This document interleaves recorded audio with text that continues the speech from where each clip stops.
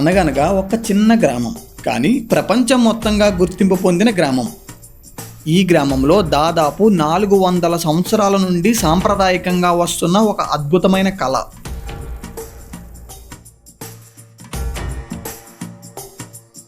సుమారు ఈ క్రాఫ్ట్లో నేను ఒక 26 సంవత్సరాలు బట్టి కూడా ఇదే కళ మీద మేము ఆధారపడి ఉంటున్నాం. నేను, మా తండ్రి, మా తాతలు కూడా ఇదే వృత్తి మీద సుమారు 200-300 సంవత్సరాల క్రితం నుంచి ఇదే వృత్తి కింద తయారు చేసేవారు. ఈ మొక్కకి ఏంటంటే సంజీవిని లాంటిదనమాట. పర్యావరణానికి హాని కలిగించకుండా, చెట్లని నష్టం కలిగించకుండా మన రంగులు తయారు చేసే విధానము ఇక్కడ ఉన్నది. ఈ గ్రామంలో ఆడవాళ్ళు కూడా వారి సాంప్రదాయకంగా వస్తున్న కళను కాపాడుకుంటూ జీవనాధారం గడుపుతున్నారు. నేను సుమారు గత 10 సంవత్సరాలుగా ఇదే పని చేస్తున్నాను. ఈ పని నేర్చుకోవడం వల్ల ఇది మా కుటుంబానికి ఎంతగానో ఉపయోగపడుతుంది. మేమే కాకుండా మాతోటి ఇంకా చాలా మంది మహిళలు వస్తున్నారు, వాళ్ళకు కూడా ట్రైనింగ్ ఇస్తున్నాము. ప్రపంచవ్యాప్తంగా బాగుంది, రాష్ట్ర వ్యాప్తంగా గుర్తించారు, దేశవ్యాప్తంగా గుర్తించారు. ఈ గుర్తించడంలోని మా వాడికి మొన్న రాష్ట్రపతి అవార్డు కూడా వచ్చింది.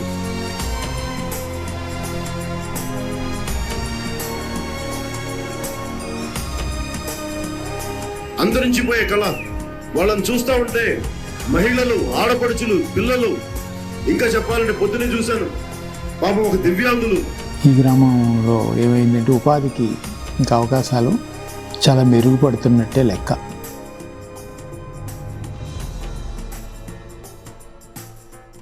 ఆంధ్రప్రదేశ్ విశాఖపట్నం సమీపాన అనకాపల్లి డిస్టిక్ వారహి నది ఒడ్డున ఏటికొప్పాక అనే గ్రామం.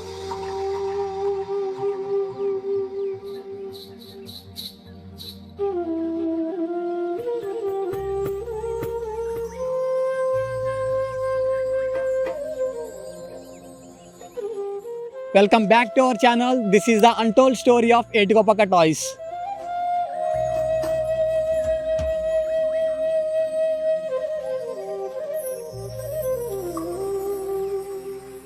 దాదాపు 400 years ఆఫ్ హిస్టరీతో ఈ గ్రామంలో సాంప్రదాయకంగా వస్తున్న ఒక కళ.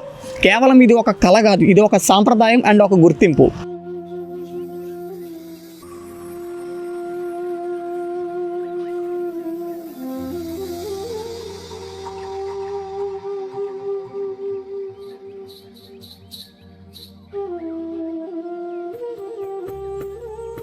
నా పేరు మొల్లెటి ప్రసాద్.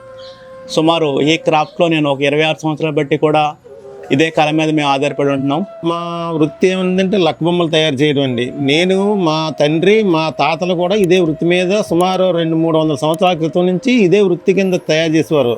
నా పేరు గోరస సంతోష్ కుమార్. మాది అనకాపల్లి జిల్లా యలమంచిల మండలం ఏటికొప్పాక గ్రామం. మా గ్రామానికి ప్రత్యేకత ఏటికొప్పాక లక్క బొమ్మలు తయారు చేయటం. దీని పుట్టుక నక్కపల్లి గ్రామం. ఆ రోజుల్లో నక్కపల్లి ఏంటంటే దక్షిణ భారతదేశం అంతటికీ కూడా హబ్ కింద ఉండేదన్నమాట. రథాలు తయారు చేయడానికి దక్షిణ భారతదేశం అంతటికీ కూడా నక్కపల్లె హబ్గా ఉండేది. అప్పుడు అంటే ఒక సెంటర్ లాగా ఉండేది. ఏటికొప్పాక దేనికి ప్రసిద్ధి? కొలమానాలు తయారు చేయడం. మెట్రిక్ సిస్టమ్ కంటే ముందు మనం కొంచెం దగ్గర నుంచి గిద్ద వరకు ఇక్కడే తయారవుతుంది. 600 సంవత్సరాలు పైబడి మనుగడ ఉండడానికి కారణం ఇది ఒకటి. ముఖ్యంగా ఈ క్రాఫ్ట్, ఈ లక్క బొమ్మలు మేము ఏ కార్తో తయారు చేస్తామంటే అంకుడి గారు అండి. అంకుడి గారితో తయారు చేస్తుంటాం. ఇది మనకి చుట్టుపక్కల కొండలు, ఫారెస్ట్ ఏరియాలో దొరుకుతుంటుంది. దాన్ని ఏం చేస్తారంటే మనకి మోపులు కట్టి సైజులు తెస్తారన్నమాట. ఇలాంటివి ఏం చేస్తారంటే ఒక సైకిల్ మీద తీసుకొని వాళ్ళు ఈ తొక్కంతా చెక్కేసి, ఈ మొక్క అనేది ఏంటంటే అంకుడు. ఇది ఏంటంటే ఈ చెట్టు నరికినా సరే పక్క నుంచి పిల్లలు వచ్చి, అంటే మొక్క మాత్రం చనిపోవడం జరగదండి. ఈ మొక్కకి ఏంటంటే సంజీవిని లాంటిదన్నమాట. దీనికి ఉన్న లక్షణాలు ఏమున్నాయి? ఎన్నిసార్లు మనము దాన్ని నరికినా సరే మళ్ళీ చిగురు పెడుతూనే వస్తుంది అనమాట. దాన్ని కాపీసింగ్ అడాప్టేషన్ అంటారు. వీళ్ళు అంకుడు కర్రని ఎందుకు చూజ్ చేసుకుంటున్నారంటే ఇది ఒక సాఫ్ట్ వుడ్లా పనిచేస్తుంది అండ్ వేడిని తట్టుకుంటుంది, బాగా పాలిష్ చేస్తుంది. ఇది వైట్ వుడ్ అండి. వైట్ అంటే ఒక తెలుపు కర్ర మీద ఎలాంటి కలర్ వేసినా సరే అది ఏం చేస్తుందంటే అబ్జర్వ్ చేసుకోగలరు. ఏ కలర్ అయితే ఆ కలర్ మనకు చూపించగలుగుతుంది.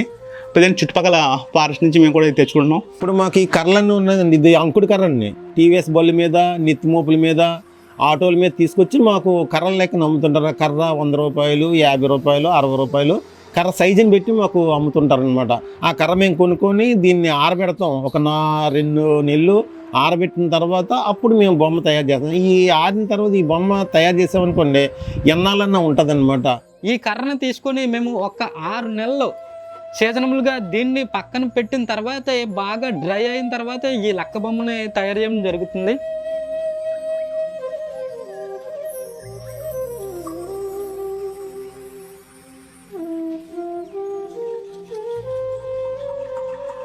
ఏటికొప్పాక బొమ్మలకున్న స్పెషాలిటీ ఏంటంటే బొమ్మ మిషన్ పైన తిరుగుతున్నప్పుడే ఆ వచ్చిన హీట్కి రంగు వేసే విధానం. రంగులు వాడే విధానము 1906లో ఇక్కడ ప్రవేశపెట్టబడింది.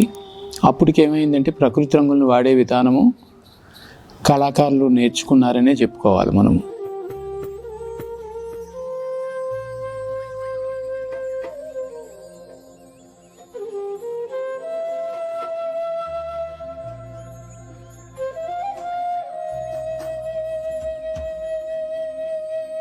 మా గురువుగారు సిబి రాజు గారు, ఆయన ఈ డైస్ మీద ఎన్నో ఎక్స్పెరిమెంట్ చేసి నేషనల్ అవార్డు తీసుకోవడం జరిగింది.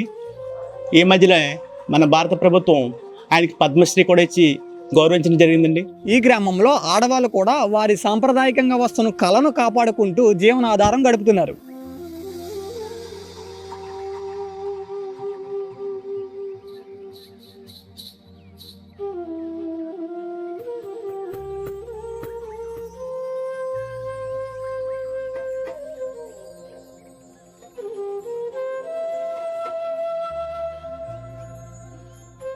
నా పేరు అశ్విని అండి. నేను డిగ్రీ చదువుకున్నాను. నేను సుమారు గత 10 సంవత్సరాలుగా ఇదే పని చేస్తున్నాను. మా హస్బెండ్ పెద్దవి చేస్తుంటారు, నేను చిన్న చిన్న ఐటమ్స్ చేస్తున్నాను. ఈ పని నేర్చుకోవడం వల్ల ఇది మా కుటుంబానికి ఎంతగానో ఉపయోగపడుతుంది. మేమే కాకుండా మాతోటి ఇంకా చాలామంది మహిళలు వస్తున్నారు, వాళ్ళకు కూడా ట్రైనింగ్ ఇస్తున్నాము. అంటే మేము చదువుకున్నాం, బయటకు వెళ్ళిపోయి ఏమైనా జాబ్స్ చేసుకోవచ్చు, కానీ ఈ కళను మేము రాబోయే తరాలకు కూడా మేము తెలియచేయాలని ఇదే కళ మీద డిపెండ్ అయి ఉన్నాం అనమాట. ఇది సుమారు ఒక 250 కుటుంబాలు ఇదే కళ మీద ఆధారపడి బ్రతుకుతున్నాయి. వాళ్ళు కూడా చాలా హ్యాపీగా ఉంటున్నారు, వాళ్ళ ఫ్యామిలీని చూసుకుంటున్నారు. ఇప్పుడు లేడీస్ ఉన్నారంటే ఎక్కడికో వెళ్ళకుండా ఇంటి దగ్గరే మిషన్ వేసుకొని వాళ్ళ ఇంటి దగ్గర ఎంతో కొంత కుటుంబానికి సహాయం చేస్తున్నారు. ఈ కళ వల్ల అయితే చాలా కుటుంబాలు ఆధారపడి ఉన్నాయండి, ఎంతగానో ఉపయోగపడుతుంది కూడా మాకు. ఫిక్సింగ్ చేసేది కూడా లేడీసే. దీంట్లో ఆడవాళ్ళకి మేము 50% వర్క్ చేస్తే ఆడవాళ్ళు కూడా ఒక 50% పని చేస్తేనే ఈ బొమ్మ తయారవుతుంది. ఈ లక్కలు కలపడం అనేది, రంగుల్లో కలపడం అనేది ఆడవాళ్ళదే. ఈ తయారు చేసినవన్నీ ఆడవాళ్ళు తయారు చేసినవే. మేము ఒక బొమ్మే తయారు చేస్తుంటాం. మళ్ళీ ఈ వెనకాల ఇవన్నీ బిగించడం కూడా ఆడవాళ్ళదే పని అంతాను. తర్వాత ఆడవాళ్ళు కూడా బొమ్మలు తయారు చేయడం నేర్చుకున్నారు. అలా మా ముందు కూర్చొని అలాగే ఇంకా మేము ఇది ఎక్కడికి వెళ్ళడానికి చేసేది. మాకు జీవనాధారమైన వృత్తి ఇది ఒకటే. మాకే ఆస్తులు అవి లేవు, ఏమీ లేవు. దీని మీదే మేము వృద్ధి చెందుతున్నాం అనమాట. అలాగా మేము కుర్రోళ్ళు చదివించుకోవడం ఏంటి, ఇంకా మేము ఇలా ఇల్లు కట్టుకోవడం ఏంటి, దేని గురించి అన్నా సరే ఈ వృత్తి మీదే మేము జీవనాధారం పొందుతున్నాం ప్రస్తుతానికి. కుటుంబానికి ఏమైందంటే ఈ వృత్తి ఒక ఆసరాగానే నిలబడుతుంది. ఆడవాళ్ళు చేయనివ్వండి, మగవాళ్ళు చేయనివ్వండి. రెండోది ఏంటంటే ఇది మంచి పరిణామం.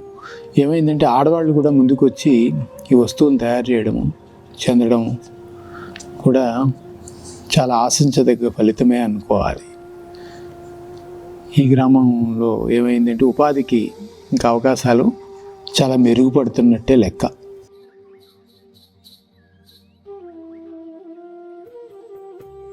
వాళ్ళ సృజనాత్మకత శక్తి అంటే క్రియేటివ్ ఎబిలిటీ అన్నది పెరగడానికి చాలా అవకాశం ఉన్నది.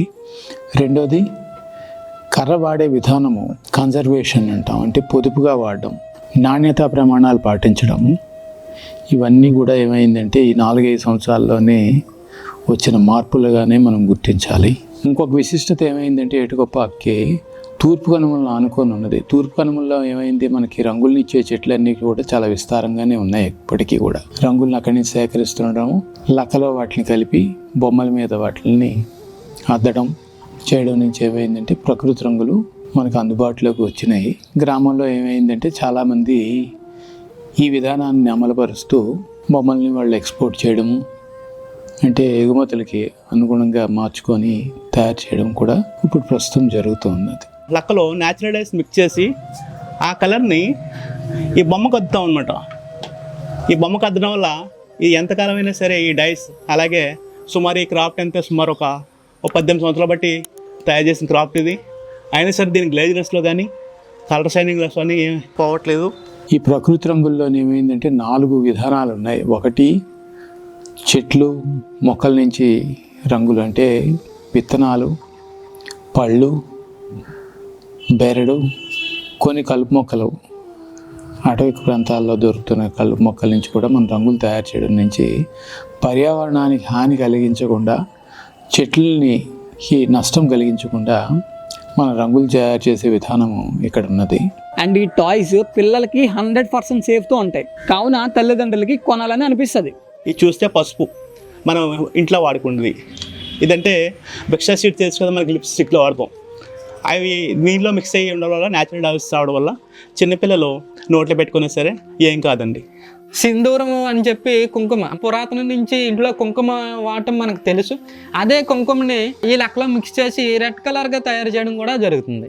అందువల్ల ఈ క్రాప్ ఇంతవరకు మేము ముందుకెళ్ళగలుగుతున్నాం. అదర్ కంట్రీస్ నుంచి కూడా ఆర్డర్స్ వస్తున్నాయండి. ప్రకృతి రంగులు ఇదేమైందంటే విత్తనం నుంచి వచ్చే రంగు. ఇది విత్తనాన్ని మనం జాగ్రత్తగా రంగు ఎక్స్ట్రాక్ట్ చేసి లెక్కలో దాన్ని మిళితం చేయడం నుంచి వచ్చిన రంగు ఇది. అదేవిధంగా అడవి పసుపు నుంచి వచ్చిన రంగు.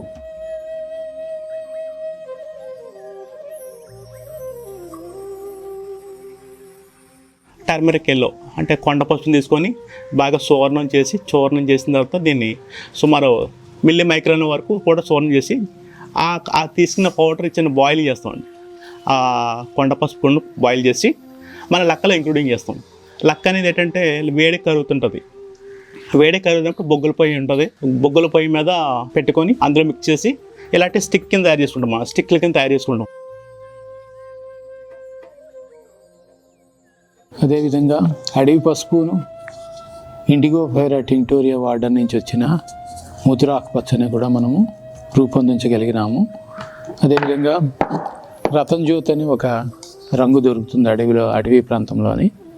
దాని నుంచి వచ్చిన రంగుని మనము వాడి రంగుల్ని తయారు చేయడము.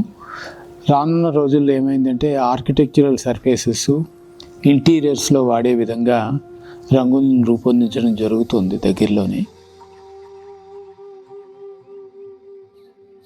దాని నుంచి ఏమవుతుందంటే రెడీ టు యూజ్ అంటే మనం ఏం చేస్తాము, వాడుకోవడానికి అనుగుణంగా రంగులను తయారు చేసి అందుబాటులో ఉంచడం. అప్పుడు ఏమవుతుందంటే గ్రామం అంతా కూడా మనకి రంగులు వాడే విధానము ఏర్పడుతుంది అన్నమాట. ఇప్పుడు మనకి ఏమవుతుంది, రాబోయే తరాలు వాళ్ళకి ఈ విధానం నేర్పడము, తద్వారా వాళ్ళకి ఉపాధి కలగడము, ఇన్కమ్ జనరేషన్ అంటే ఆదాయ వనరులను సమకూర్చుకోవడం కూడా జరుగుతుంది.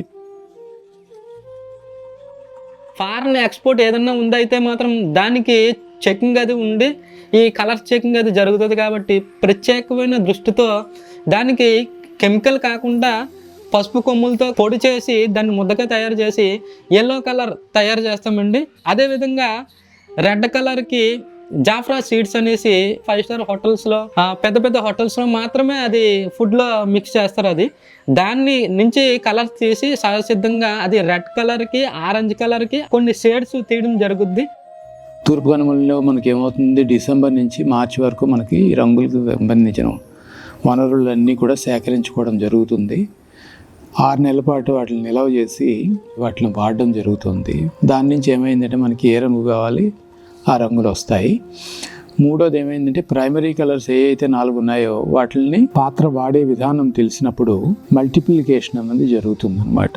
ఇప్పుడు ఎరుపులోని చాలా ఎరుపులు ఉంటాయి, పసుపు కూడా చాలా పసుపు ఉంటుంది, నీలం కూడా చాలా నీలాలు ఉంటాయి. తర్వాత ఆకుపచ్చ కూడా రకరకాలుగా మనం తయారు చేయడానికి ఇప్పుడు మనకు అవకాశం వచ్చింది. దీని వెనకాల ఉన్న సాంకేతికత ఇంతవరకు. కొంతమంది డిజైనర్స్ వచ్చేవారు, ఆ డిజైనర్లు ఇచ్చిన డిజైన్ తయారు చేసి మార్కెట్లో పెట్టడం, తర్వాత మా సొంతంగా మేము కొన్ని డిజైన్లు తీయడం, అలాగా ఇప్పుడు మట్టుకు ఈ వృత్తి ఇంకా దినదినాభివృద్ధిగా చెందుతుందన్నమాట.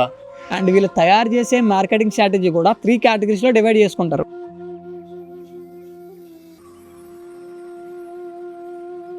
అంటే చేసే కళాకారులు వాళ్ళు అనుకునే అనుభవాలని, వాళ్ళు అనుకునే సృష్టిని వాళ్ళు ఈ బొమ్మ రూపంలో డిజైన్ చేస్తారు.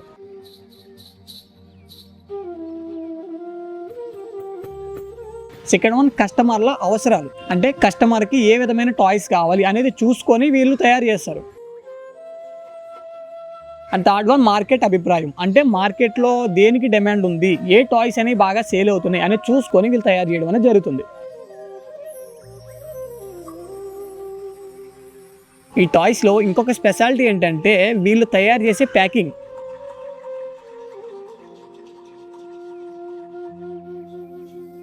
వీళ్ళ ప్యాకింగ్ స్టైల్ చాలా డిఫరెంట్గా ఉంటుంది. అంటే తాటి ఆకులతో మడత పెట్టి నేసి వాటితో ప్యాకింగ్ అనేది చేస్తారు.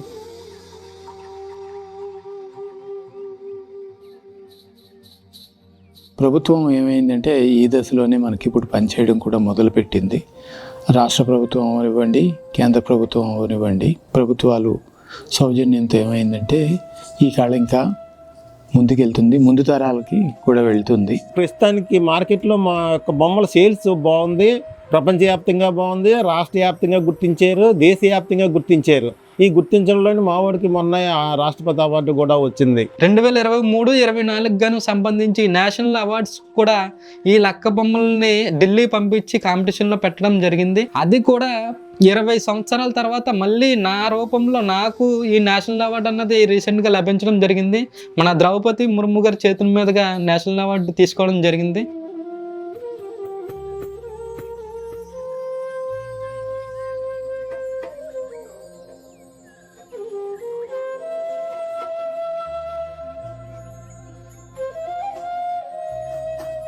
ప్రధానమంత్రి నరేంద్ర మోడీ కూడా ఏం చేశారంటే ఎటుకొప్పాక ఆయన మన్ కీ బాత్లో ఏం చేశారు ప్రస్తావించడం జరిగింది. పిల్లలకి ఎంతవరకు ఈ హాని చేయకుండా ఉంటాయి, పిల్లలు ఆడుకోవడానికి ఎంతవరకు అనుకూలంగా ఉన్నాయి అనే విషయాలు ఏం చేశారంటే ఆయన ఉదాహరించారు. आंध्र के इटिकोपक बोम्मलू और बुधनी के लकड़ी के खिलौने हैं. कर्नाटक जाएंगे तो वहां के चन्नपटना खिलौने अभी जो हम तो देख रहे थे, तेलंगाना के निर्मल खिलौने, चित्रकूट के लकड़ी के खिलौने, धुबरी असम के टेराकोटा के खिलौने, ये सब खिलौने अपने आप में कितने डाइवर्स हैं. ఉప ముఖ్యమంత్రి గారు కూడా దీనిలో ఇన్సైట్ బాగానే ఉంచారు. కరెంట్ అందుబాటులోకి తీసుకురావడము, అంటే ముడి సరుకును అందుబాటులోకి తీసుకురావడం కళాకారులకి. రెండోది రాష్ట్రీయంగా కానీ దేశీయంగా కానీ ఇట్లా ప్రదర్శనకి ప్రోత్సహించడం కూడా జరుగుతూ ఉంది. ఇక్కడ మన రాష్ట్ర ప్రభుత్వం తరపుని ఈ 2-3 సంవత్సరాల్లో ఇది కూడా చాలా మంచి పరిణామం. మన ఏటి కొప్పాక మీకు తెలుసు కదా, మన ఏటి కొప్పాక ఒకసారి మన ఎలమంచి నుంచి నాకు ఎవరో బొమ్మలు తీసుకొచ్చారు. మన ఏటి కొప్పాక బొమ్మలు ఎంత కష్టపడతారో బొమ్మలు చేయడానికి. ఆ బొమ్మలు తీసుకొచ్చి వాళ్ళు అడుగుతా ఉన్నారు, మన ఏటి కొప్పాక కావాల్సింది ఒక అంకుడు కర్ర అంటాం. నేను నా తోటలో కూడా వేసాను అంకుడు కర్ర చెట్లు.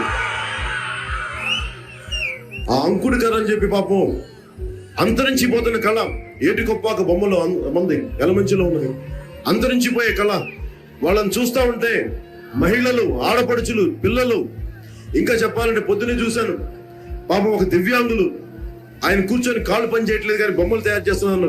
అంత గొప్ప ఏటి గొప్ప కళా నైపుణ్యం. మరి వారికి కావాల్సిన ముడిసరుకు ఏంటి? వారికి కావాల్సిన ముడిసరుకు అంకుడు కర్ర. అది అడగడానికే జనసేన ఉంది, వారికి నిలబడటానికే జనసేన.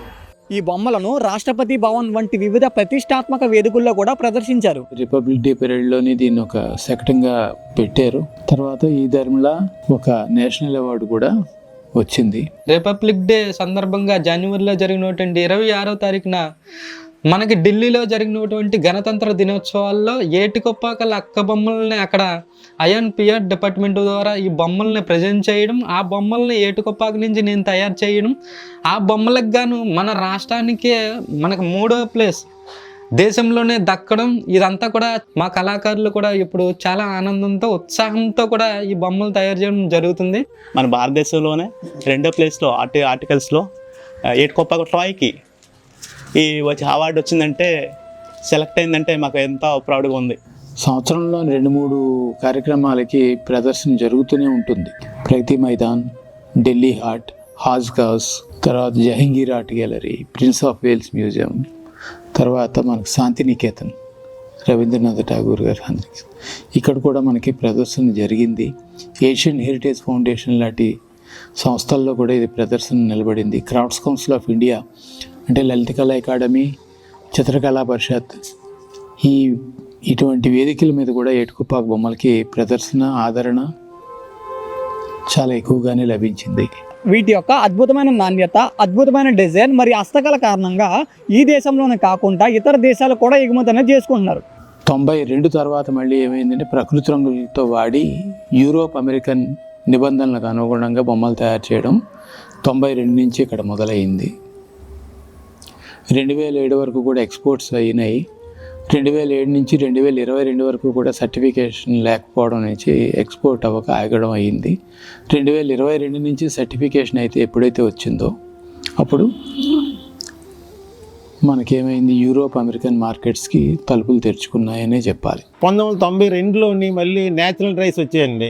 నేచురల్ డ్రైస్ వచ్చిన తర్వాత ప్రపంచవ్యాప్తంగా ఈ బొమ్మలు ఎక్స్పోర్ట్ అవ్వడం, ఇవన్నీ అవ్వడంలోని ఇంకా పేరు వచ్చింది. ప్రత్యేకంగా ఈ ఏటుకొప్పాక బొమ్మలను మ్యూజియంలో ప్రదర్శనకు USA, Australia, France, Italy, Germany వంటి అనేక దేశాలలో భారతదేశం నుండి ఎగుమతి అనేది చేసుకుంటున్నారు. 92 నుంచి 2007 వరకు కూడా ప్రపంచవ్యాప్తంగా ఈ కళారూపాలను ఎగుమతి చేయడం జరిగింది. Italy, Netherlands, France, Germany, Switzerland, Pennsylvania, Canada ఈ ప్రాంతాలకు ఎగుమతి కూడా చేయడం జరిగింది. ఎప్పుడైతే మనకి ఈ టాక్సికాలజీ సర్టిఫికేషన్ ఎప్పుడైతే వచ్చిందో అప్పుడు దేశం మీద ప్రతి దేశానికి మనం ఈ వస్తువులను ఎగుమతి చేసే అవకాశం ఏర్పడింది. దాని ద్వారా కళాకారులకు ఏమైందంటే చాలా లబ్ధి కలుగుతుందన్నమాట.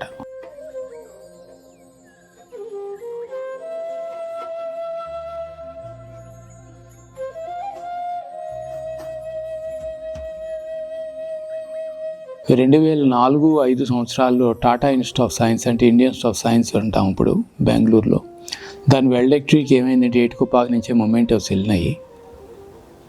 జర్మన్ ఛాన్సలర్ నుంచి ఎప్రిసియేషన్ లెటర్ కూడా పొంది ఉన్నదన్నమాట ఈ కళారూపం.